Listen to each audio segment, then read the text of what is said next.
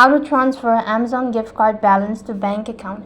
Hey guys, welcome back to another episode. In this following video, I'm gonna show you the ways on how you can transfer Amazon gift card balance to your bank account. So according to Amazon, there is no such procedure as transferring your Amazon gift card balance to your bank account directly.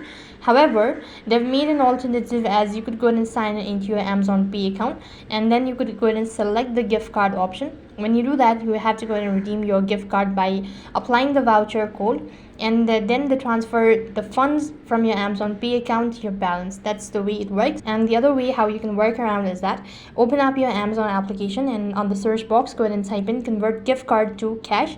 And when you do that, over here you'll have this option as how you can go ahead and redeem or get an exchange for your gift card. So you can go ahead and select that, read the descriptions and all of the terms and conditions, and accordingly apply it and perform the action.